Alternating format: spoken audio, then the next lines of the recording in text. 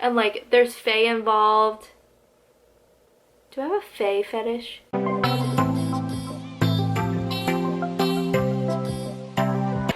Hello everybody, welcome back to my channel. My name's Allison if you're new here, and welcome to Wonderland.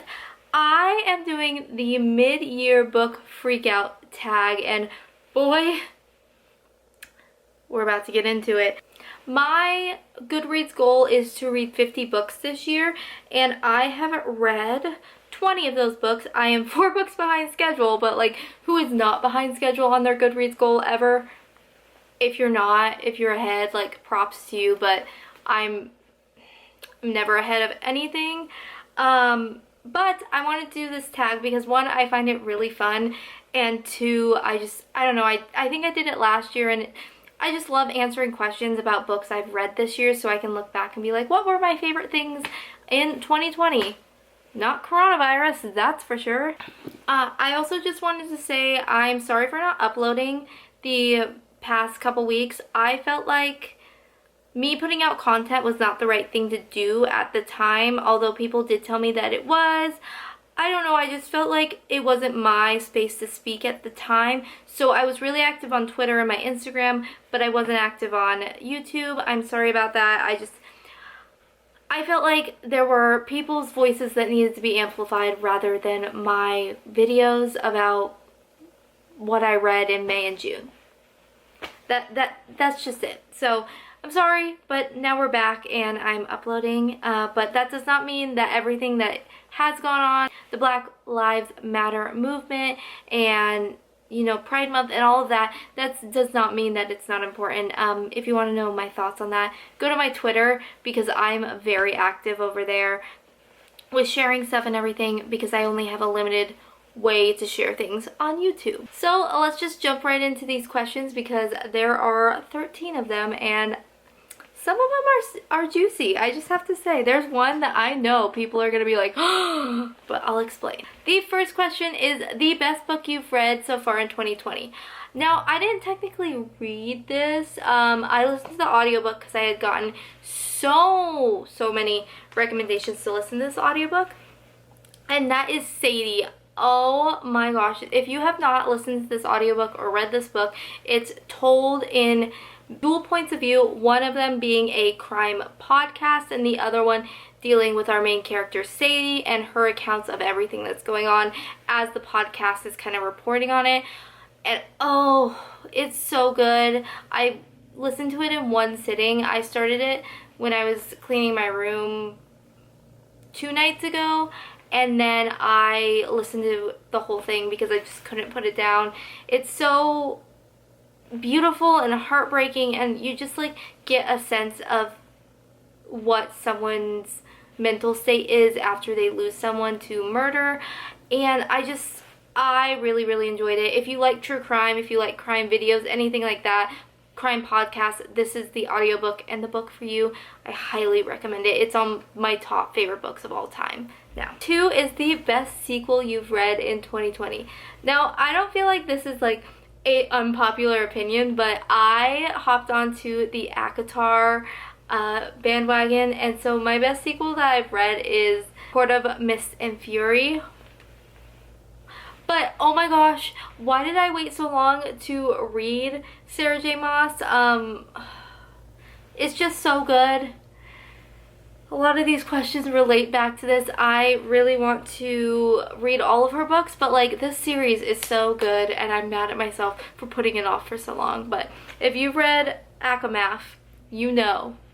And let me just say, all y'all were talking about chapter 55. That's great and dandy, but no one told me about the Court of Nightmare scene. Like, that scene was immaculate. Chef's kiss right there. And I know a lot of people aren't going to agree with me because some people love this book and some people hate it. But you know what? I love it. And if you think it's trash, just know I love trash things. It's kind of my brand at this point. Number 3 is a new release that you haven't read yet but want to. Oh my gosh, this book, I've seen it everywhere. I've heard everyone talk about it. But it's You Should See Me in the Crown. I'm so excited. I have not got my hands on it because my order hasn't come in. I know it was like back ordered, so maybe I'm just like on the back order list. But once it comes in, I am reading it. I even tried to like look at my Barnes & Noble, like everywhere. Nowhere has it, and I'm ready to read this book. I'm just so ready. It's one of those books that I'm not a big contemporary book person, but there's been so much buzz around it and so many people saying it's so good that I just need it. And it's a purple cover with a girl and a crown, and like it just reminds me of that Billie Eilish song, You Should See Me in a Crown. So like, what more could I want from a good contemporary book? I'm hoping to get to it in summertime because that's where I like to read most of my contemporaries, but if I don't, I will definitely be reading it later on this year. Also, sorry if my voice sounds funny. I've been like losing my voice in and out, and every time I do, I'm like, this is it. I've got coronavirus and I'm about to die. But I think I just think that it's that time of year where it gets really dry outside and I just lose my voice. Number 4 is your most anticipated release coming up, and it's Blood and Honey. I'm not even going to try to lie to you guys. It's Blood and Honey, the sequel to Serpent and Dove. I just need Reed and Lou back in my life. I adored Serpent and Dove. I know it's another one that people either vehemently hate or really, really like. And for me, I really, really liked it. It took me 2 sittings or 1.5 sittings to finish it. I read it as a reviewer from NetGalley when Serpent and Dove first came out. So I'm just really excited to see where the story goes. How Reed's story goes, how Lou's story goes, how their story goes together, and I need it in my life. Oh my gosh, I've been like dying. I requested it on NetGalley or Eldawise. I was denied, unfortunately for me, but like I've been trying to sell my soul for that book. So yeah, I need that in my life. 5 is your most disappointing book of this year. This is a book that was written a long time ago, and I have a vlog from Owls on it, and that is Love Letters to the Dead. It was just bad.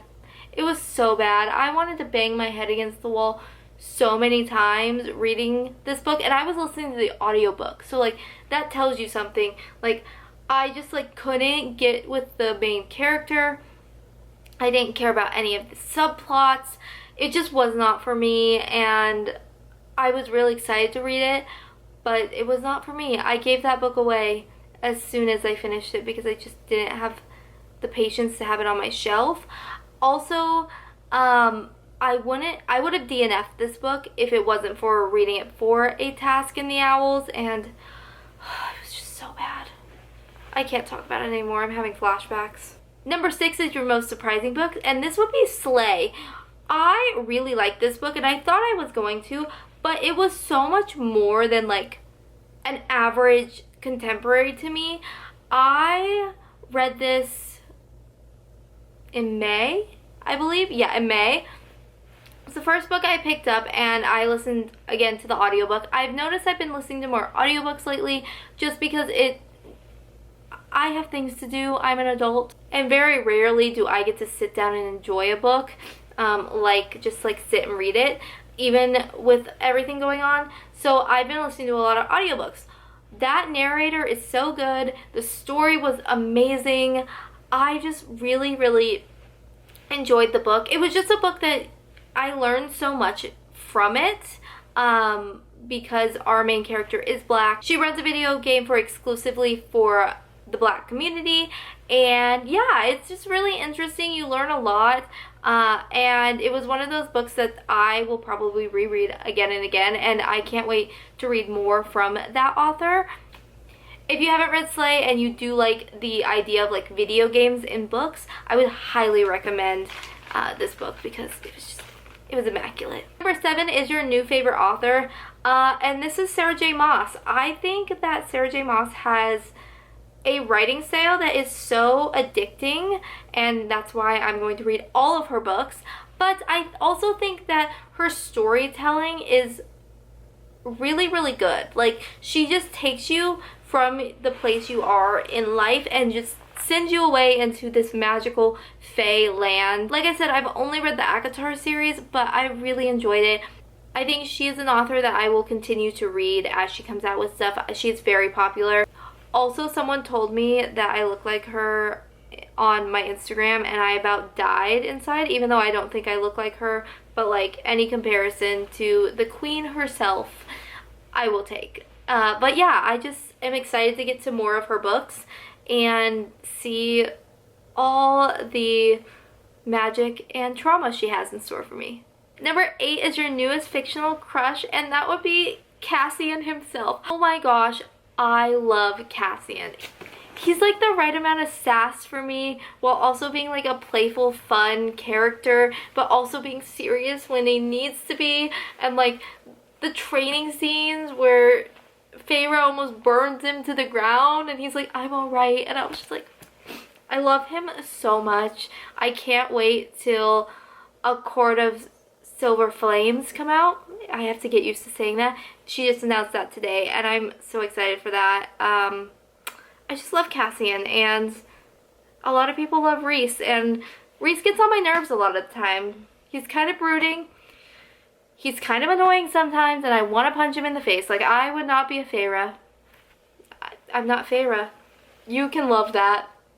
Everyone in life can love Rhys, just I love Cassian. This is the controversial question.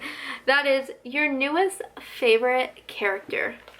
Now y'all might want to sit down, hold on to your britches for this, because it's Nesta. I know, people are going to be like, why do you like Nesta?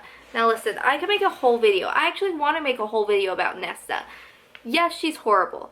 Yes, she is like just a brat sometimes, but like I feel like everyone can be a brat. I just see so much potential in Nesta, and after reading the Target special edition like story, if you just look up Nesta and Cassian Target edition, it comes up on Tumblr. After reading that story, I kind of really saw through Nesta's hard like exterior, I would say, because I think Nesta wants to be, she doesn't want to be the way she is. And I think also, here, I'm going to put like a spoiler warning for this series, but if you really don't care, continue on. I think that Nesta never wanted to become Fae. And she despised them because, you know, her sister was taken away, and then she's stuck in dealing with the war that's going on, and then she's thrown into a cauldron and she has to become Fae, and she's dealt this huge amount of power that she doesn't know what to do with. She hates the body she's in, and it's just like, I think Nesta's a really important character, and I think I relate to her in multiple ways. I'll save that for the video, but I see myself in Nesta a lot, and I see the coping mechanism that she does a lot, so that's why she's become my favorite. Honestly, Feyre bothers me because they treat her like she's the saint, and Elaine's too innocent for me. I do like Moore. Me and Moore, we're one and the same. But she's not my favorite in the series. She's my second favorite because I love Nesta. But I do love me some Morgan. She's pretty badass. But yeah, Nesta has become one of my favorite characters of this year, and I feel like I'm gonna get hate for that, but just wait. I will explain to you why one day I love Nesta. I feel like I gave you an explanation, but like there's so much more to it. I could talk about this for hours. I have with different people that love this series, and I love her, and I want her to be happy, and I want A Court of Silver Flames to just like give her and Cassian the best. It's probably not. It's probably gonna bring more heartbreak, but you know what? It's fine. Number 10 is the book that made you cry this year. Now, I actually am not a crier in books a lot, but this book, if you know, you know. And every time I read it, this was a reread, every time I read it, I cry. And that's Lord of Shadows by Miss Cassandra Clare. She is one of the authors that can make me just sob incessantly at 2 in the morning and just like lay there and stare at the ceiling. But if you know the end of Lord of Shadows, then you understand why I'm crying, and if I think about it too long, I'll cry even more. Number 11 is a book that made you happy, and this is Twisted Devotion by Jessie Elliott. There's just something about Jessie's writing that is super fun, but also serious, but also like sexy, and like there's fae involved. Do I have a fae fetish?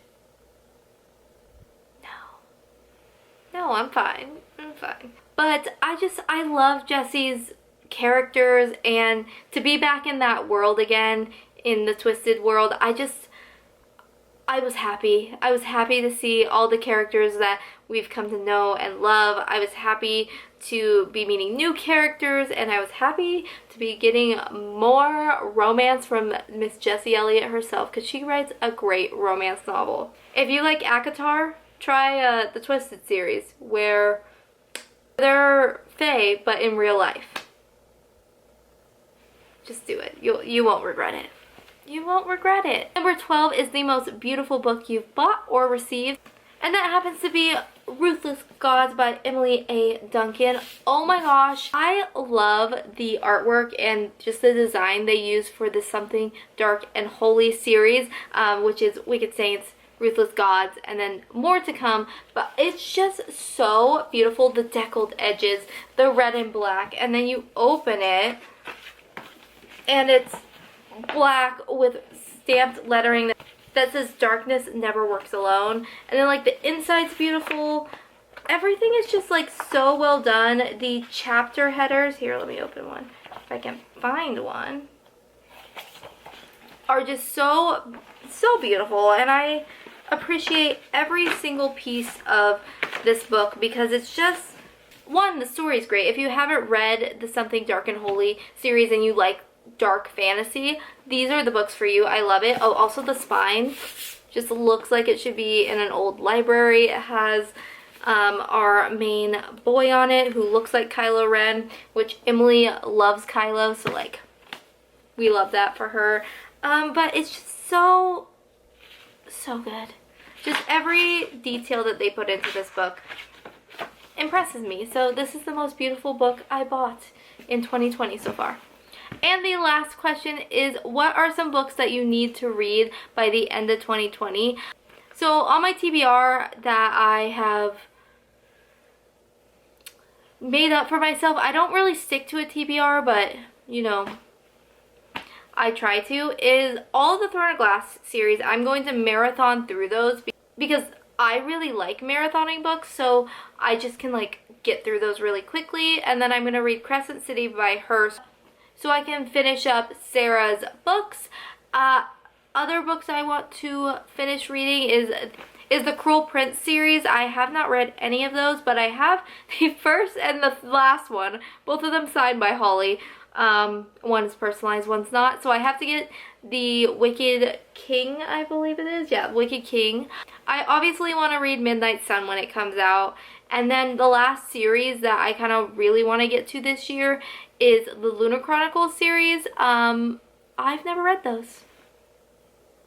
Surprising, but I have the first two, so I want to binge through those as well and get those done. I'm really not like a keep up with the newest books coming out kind of girl. I just kind of read what I want.